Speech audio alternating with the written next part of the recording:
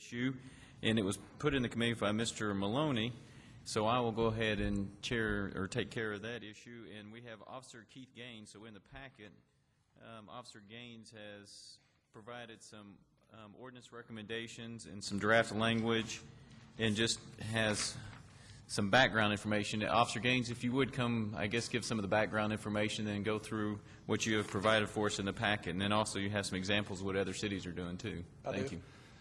Okay, a little bit of background information. I actually started research on graffiti November of probably 2006 on the recommendation of actually Lisa Johnson, who's here in the audience, Neighborhood Association President for Aylesford. I was in the process of researching that when Councilman Maloney came to me and asked if I could help with the assistance of him to further research a possible ordinance and laws on graffiti removal, abatement, and those type of things. The packet that you have, like I said, it has some background on it. Basically, graffiti is becoming kind of a national problem.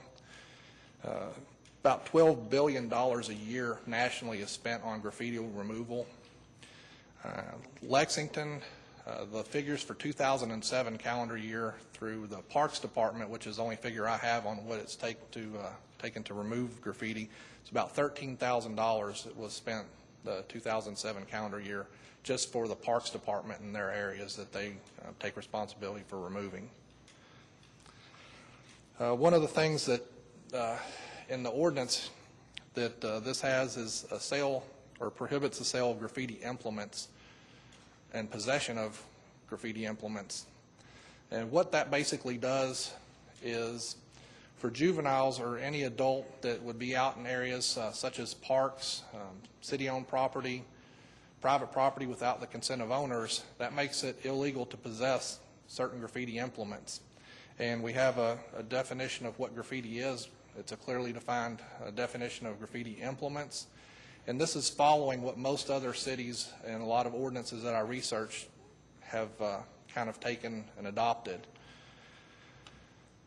The kind of the basics of it is they do the definition, we do some tools and implements, and then if a person is caught not specifically doing graffiti, because that's kind of sometimes a harder thing, but if they're caught in those areas, then they have these specific implements, that would become an offense.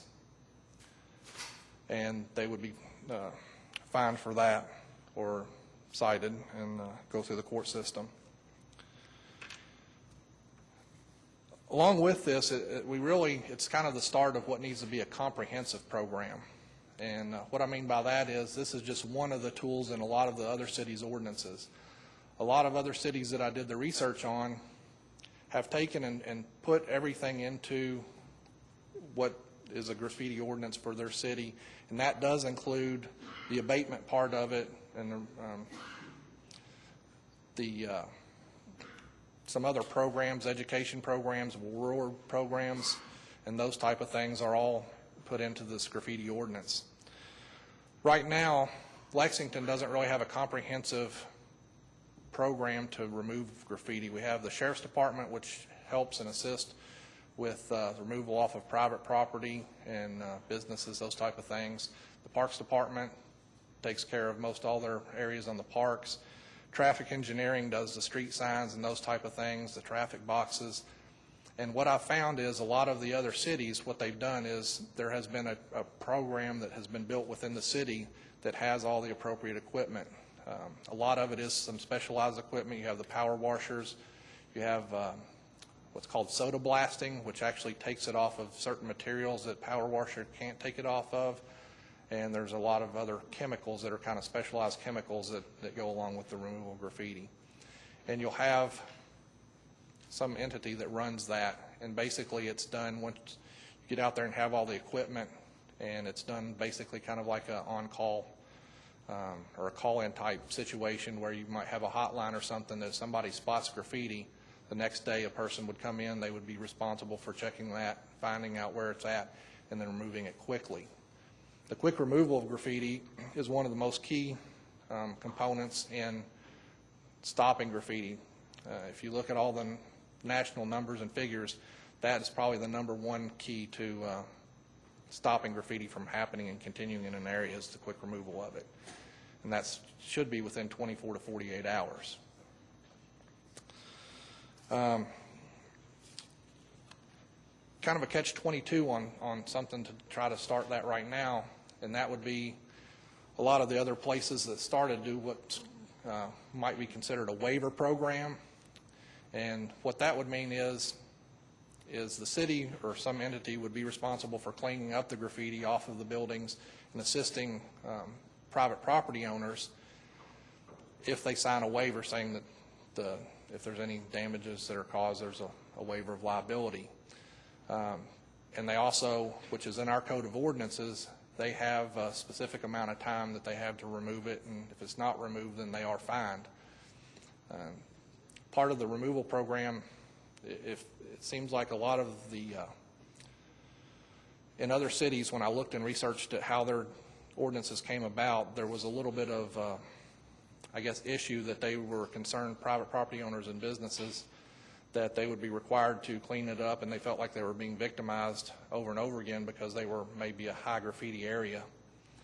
And that's where the waiver program comes in to help them offset doing that and cleaning it up. So along with this, kind of the more immediate thing that we can do now is doing something, starting the ordinance with illegal possession of graffiti implements or tools, as well as doing some signs and restricting sales of certain items to minors. Thank you, Officer Gaines. We have some questions here. I saw Mr. Beard. You were on here, or are you off now? You were on the list? Oh, okay. Oh, that was you all put in. Okay, thank you. Is there anybody who has any questions for Officer Gaines? Mr. Blevins? Thanks. I'd just like for you, we've talked privately many times about this issue. As you know, we have it all over the city, including my district. You had relayed an interesting story about why it's important to do the possession of the tools, a personal experience. Would you just state that for the viewing audience so they can understand why possession of the implements themselves can be a good way for us to keep this from happening in the first place, if you know what I'm talking about? Yes, I think I do. Last year, I believe it was, sometime we ran across several juveniles in the park over off of Gardenside, and they had spray paint in their backpacks. They admitted to spray painting areas around there, and they were actually suspected members of a gang. And at that time, there's nothing that prohibits the possession of any of those implements to minors or to anyone at that time. So those people that we stopped actually in the park and had that contact with were the ones who initially ended up going to South Carolina, I believe it was, and shooting the 5 people, killing several of them, and ended up going to jail in South Carolina. But those were the same people that we had contact with in the park. Not that that would have stopped any of that, but those are some of the things that the people that we have contact with that like to get identified and have them on record. Council members, I remind you that your cell phones next to the microphones is what's causing that sound. If anybody, just check at your dais. Thanks. That's why I wanted you to bring that up. So here we have an example right here that had we had this ordinance in place, you guys could have taken these guys into custody and at least eliminated one small part of the threat. We could have had it already. I wanted to make sure the public understood that this happens on a daily basis for us already. If we had the ordinance in place, we might be able to do something about the graffiti. So I support the idea of having restrictions based on possession of the tools. It's no different than possession of burglary tools and other things similar nature, and I would support doing this. I think it's a great idea, and thanks for pulling all this together. I also like to point out it's not just juveniles that are responsible. The last 2 people I've had contact with that were actually going out tagging, which is not a gang-type graffiti. It's just the tagging. A lot of it you see downtown and all over Lexington, but they were in their 20s, mid-20s, early mid-20s. Are there any other questions for Officer Gaines? Mr. Beard? You mentioned implements, which sounds like there's something other than a can of spray paint. Is that the case? Yes, sir. Kind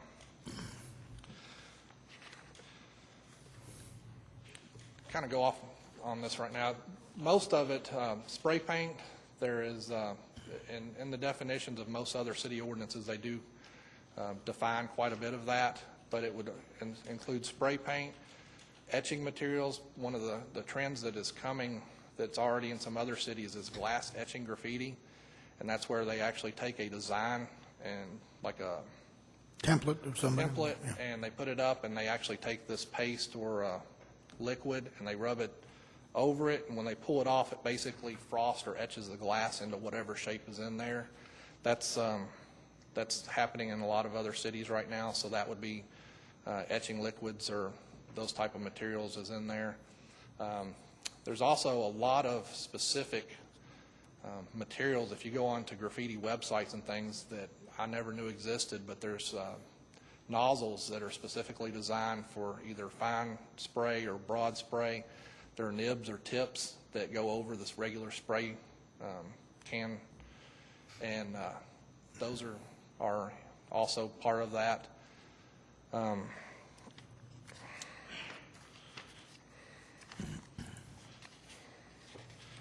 Broad tipped markers, and they kind of change depending on what city you look at to the definition, anywhere from 1/8 of an inch to 1/4 of an inch. But a lot of those are really quick if you look at the traffic boxes downtown. What I had in here was 1/4 of an inch because I figured that 1/8 of an inch is awful small to try to say that would be it. But so it's defined as 1/4 inch, and that follows along what the other cities are doing.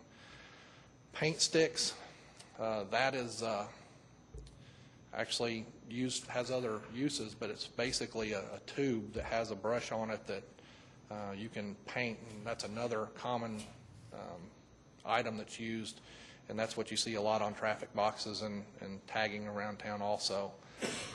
And then there's some of the broader, it also broadens to any other item that could be used for permanently etching or marking materials in there. But the other ones are the main ones, and also the sale of those items are narrowed down to those 4 specific things to sales to minors. The etching acid, the paint sticks, the broad tip markers, and the spray paint. So that would be also a sale item that would be prohibited just to minors on those. But you just said that the last 2 that you've been involved with were not minors. That's correct. It would be illegal for them to possess them out in areas, but as far as buying them, trying to prohibit somebody from buying a legal item that's commonly used would be hard to do, but I think that a lot of cities have done that as minors, such as spray paint. Spray paint, a lot of places, other states have state laws that prohibit the sale of spray paint. Our state law currently, I think it states it's volatile substance, which doesn't specifically state spray paint. We have a current city ordinance that does state spray paint if it contains certain compounds in it that are volatile to inhale. So we already have something like that with spray paint, but it's strictly to minors. And that's for huffing or something of that sort, I guess. Correct. But an ordinary citizen could go to Home Depot or whatever and buy 4 cans of paint to paint their porch furniture, and theoretically would be in violation? No, sir. The sale of it is just deals with the minors, which would be 17 and below. Possession of it would deal with anybody, but there are certain exceptions in there which covers all of that. If you're buying it and traveling from, like Home Depot to your home to go paint your things for art projects, for any, a lot of the exceptions in there cover the legal parts that you could have those. But the sale of it, to answer your question, I think, is to go buy any of those things as an adult, no, it would not be illegal to purchase those. Thank you. Thank you. Ms. Henson? I want to thank you for working on this. I know it was a lot of time spent, and it's really appreciated in my district. I had a question about the removal. It said that a property owner would be given 24 to 48 hours notice that if the graffiti needs to be removed. Under this ordinance, the city could remove it as long as they signed the waiver.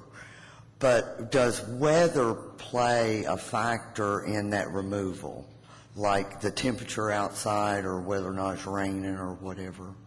Actually, in this ordinance, it specifically only deals with the graffiti implements.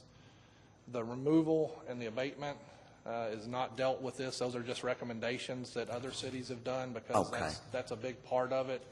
And they usually in the removal part of it, it's ideal to get it removed within 24 to 48 hours.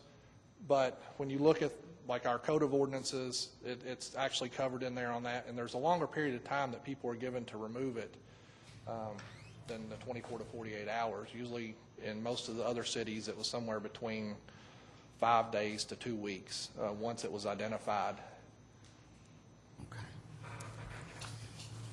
So that is not a part of the ordinance, the removal of it? No, not right now. That was just one of the further recommendations. Okay, Because we're okay. kind of in the catch-22. We don't have a program that's really in place that where if we told somebody that they continually were getting graffiti on their properties and are fining them for not removing it, or they're getting it it's getting removed and put back on, and there's no other assistance for them to help, I guess, take care of it. A lot of the other cities found out the people felt like they were being victimized. One of the other things that is in here is a reward program with the fine part of it, to where, and that's maybe a wording issue or something on here, that part of the fine, some cities use a term called a surcharge above and beyond the fine that would go to a rewards program or abatement program that would be run by the Parks Department, and they would get a certain percentage or a portion of money, depending on how you want to word it, whether it's part of the fine or whether it's a addition to any fines that are levied, and that's also in addition to any restitution for property owners or businesses or the government. Mr. DeCamp? I would assume all this, that this proposed ordinance would then, the responsibility of enforcing it would be under the Department of Police. Is that? Under this, yes, under the Okay. proposed. Mr. Chair, what is the normal procedure? Because, I mean, in concept, I think it's, the right thing to do is to have a graffiti ordinance so that we can really attack this head on and be more proactive. But is the appropriate thing is to send this to our law department? I think Mr. Lane's going to make a motion that we're going to ask the law department to draft an ordinance and then come back to us with it. Go to it, Mr. Lane. Mr. Lane?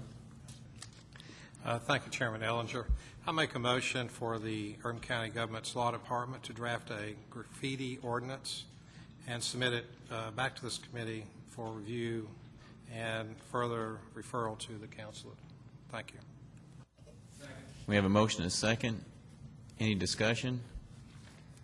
I see Mr. Barbary. I'd just like to ask a point of clarification.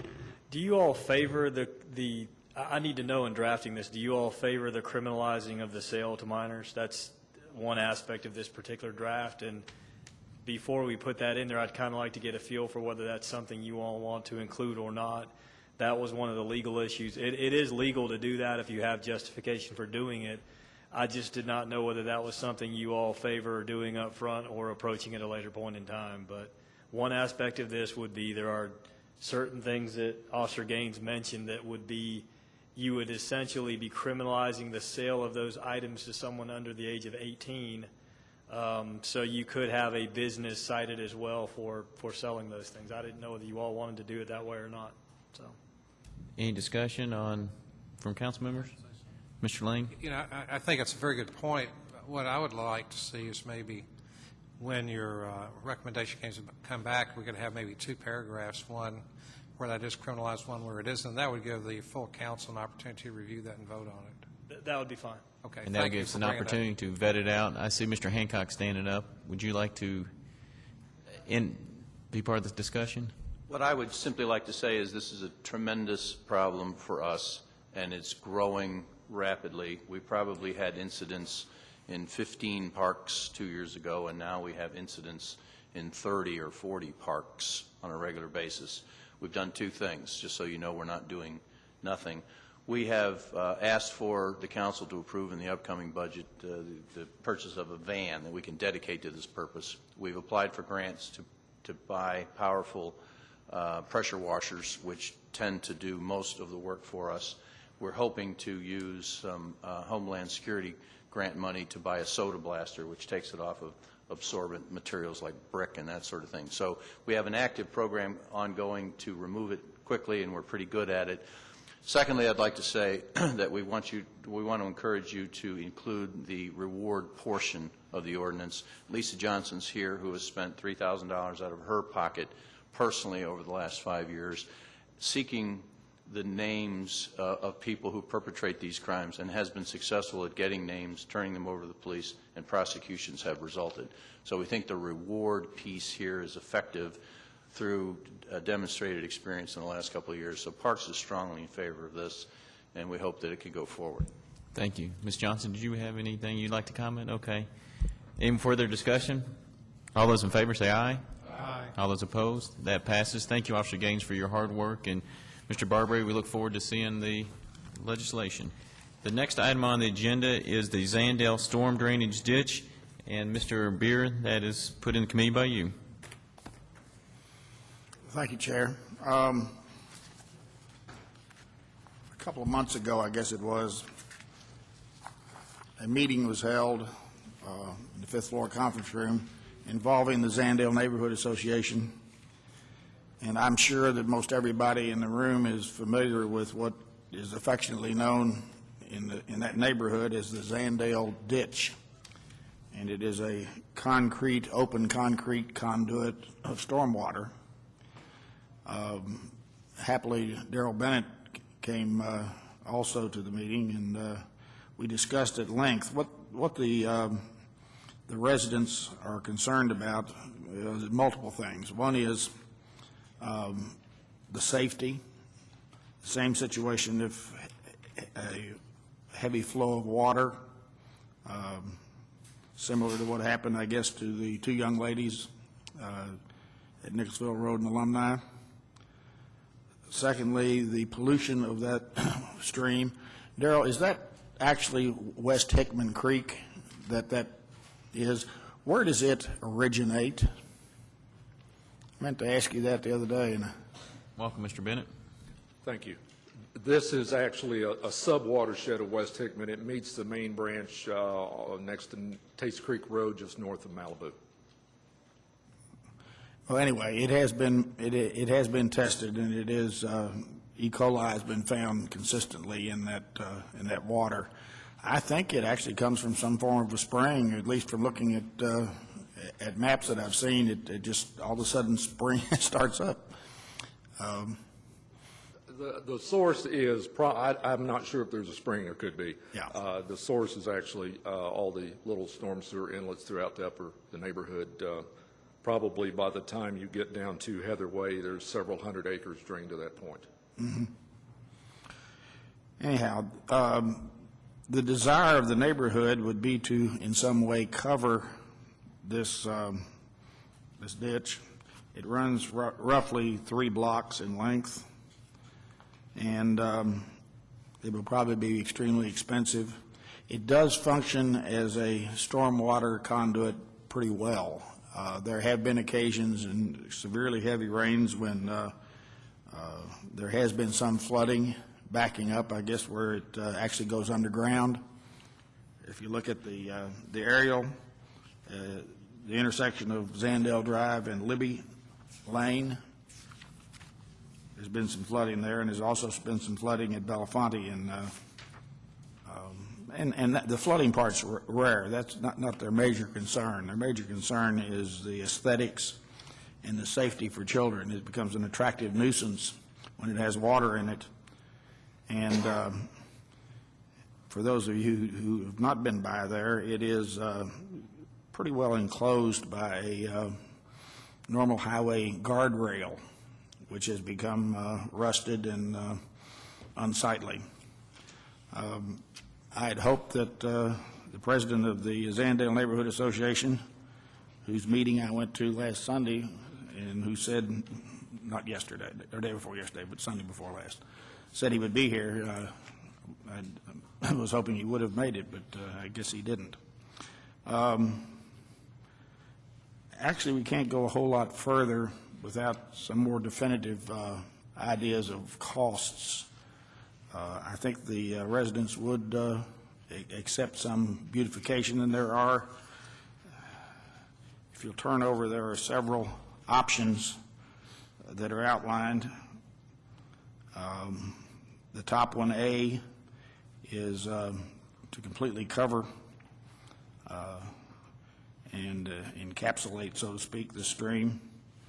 And then there are all various and sundry replacing the guardrail with wooden, more decorative, a la Paris Pike type of guardrail. And then the bottom two are involving plantings to screen the unsightliness. And again, we don't have any numbers. I just wanted to get it into committee and really lean on you all as to some ideas maybe that you all might have about how we might go forward. Do we have any council members? Mr. Blevins? Thank you, Chair. I would just mention that this is not unique to your district, Julian. We have several in my district as well that are open channels. They don't necessarily have guardrails even in some cases. I think what we're really talking about here is probably a money problem as much as anything else. We'll have to be a little careful for lots of reasons. One is that there are so many in town that I'm afraid if we do one, we'll end up with a cascade effect of everybody wanting the same thing. Second thing would be water quality. We need to keep an eye on that with whatever solution we do. I'm not necessarily against this. I agree. It's very unsightly and something it would have been nice to have fixed years ago. The only concern is that there's more than just Zandale.